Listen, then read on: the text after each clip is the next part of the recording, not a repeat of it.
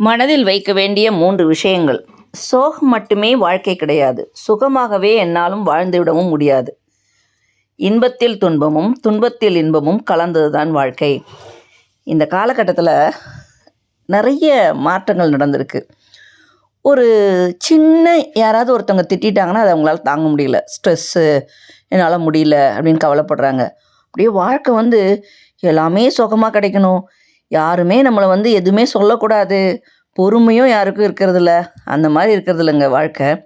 சோகம் இருந்தால் பின்னாடி ஒரு சுகம் இருக்கும். இன்பம்னா அதுக்கு துன்பம் இருக்கும், துன்பத்தில் ஒரு இன்பம் இருக்கும்.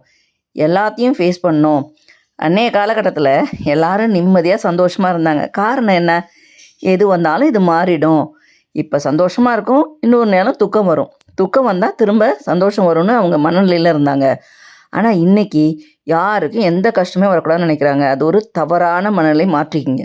இரண்டாவதாக, எது வந்தாலும் ஏற்றுக்கொள், எது போனாலும் விட்டுவிடு. ஏனெனில் இந்த உலகில் எதுவும் நிரந்தரம் இல்லை.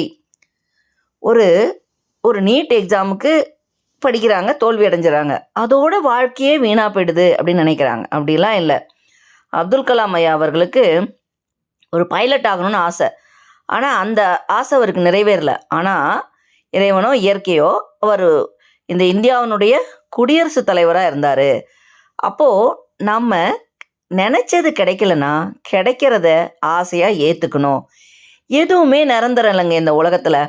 இப்போ இன்றைக்கி இருக்கிற பணம் நாளைக்கு இருக்க போகிறதில்ல, இன்றைக்கி இருக்கிற புகழ் நாளைக்கு இருக்க போகிறதில்ல, இன்றைக்கி இருக்கிற இளமை நாளைக்கு இருக்க போகிறதில்ல. அப்போ எதுக்காக நம்ம கவலைப்படணும்? ஐயோ, இந்த இளமை போயிடுச்சே, முதுமை வந்துருச்சே. முதுமையை சந்தோஷமாக அனுபவிங்க.